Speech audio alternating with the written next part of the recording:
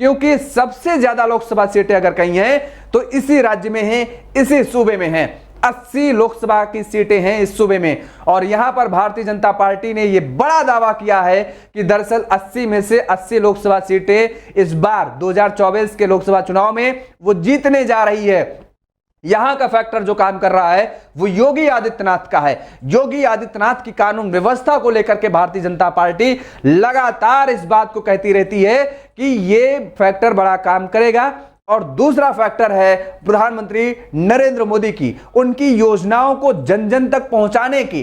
तो ये दो फैक्टर, और इसके साथ एक तीसरा फैक्टर और आता है, वो है रामलला के प्राण प्रतिष्ठा की। पिछले 500 वर्षों के लंबे इंतजार के बाद इस लोकसभा चुनाव से ठीक पहले जब रामलला अपने गर्भगृह में विराजमान होते हैं तो यह भी बड़ा एक वर्ग मानता है कि भारतीय जनता पार्टी को इसका भी फायदा होगा। लेकिन क्या इसका फायदा होगा, ये अब नंबर के जरिए जरा देखते हैं, क्योंकि 80 में से 80 सीटों का जीतने का दावा करती है भारतीय जनता पार्टी। यहां पर भारतीय जनता पार्टी के खाते में जाती नजर आ रही हैं 64 से 67 सीटें। आप देख पा रहे हैं 62 सीटें 2019 के लोकसभा चुनाव में आई थी। 2019 के लोकसभा सीटों में जो 62 थी, इस बार बढ़ती नजर आ रही हैं। 64 से 67 सीटें जीत सकती है भारतीय जनता पार्टी।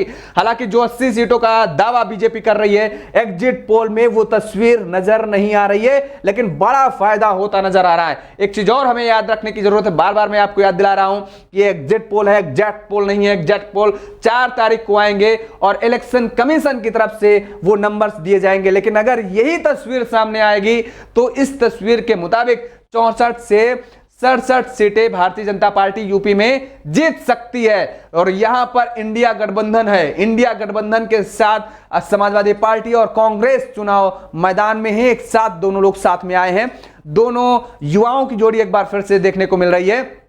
इनमें से समाजवादी पार्टी के खाते में 7 से 9 सीटें जाती नजर आ रही हैं, जबकि बीएसपी के खाते में 1 सीट नजर आती है जा रही है। और वहीं कांग्रेस के खाते में 1 से 3 सीटें जाती यहां पर नजर आ रही हैं। तो यहां यानी उत्तर प्रदेश में भी बड़ा फायदा भारतीय जनता पार्टी को होता नजर आ रहा है।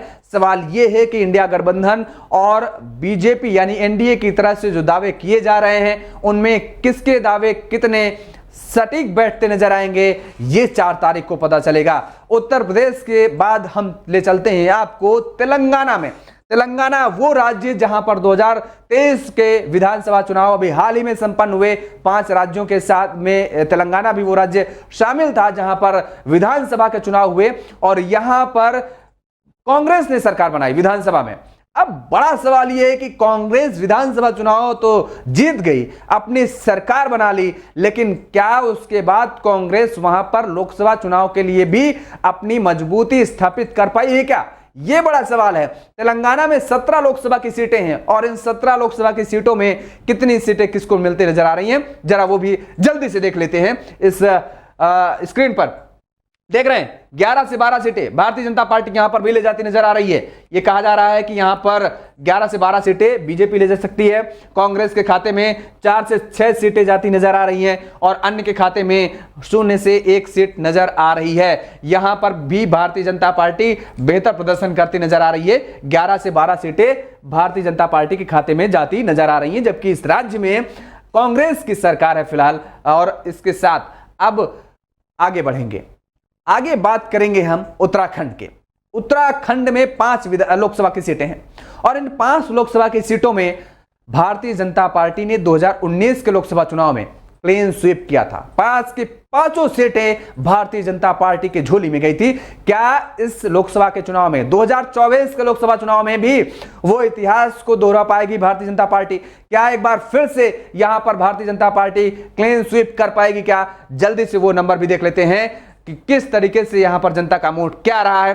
5 सीटें बिल्कुल भारतीय जनता पार्टी एक बार फिर से क्लीन स्वीप करती नजर आ रही है। उत्तराखंड में भी आप देख रहे हैं तस्वीर, और इसके साथ ही अगर कांग्रेस या अन्य के खाते में आप देख रहे हैं तो एक भी सीट जाती नजर नहीं आ रही है।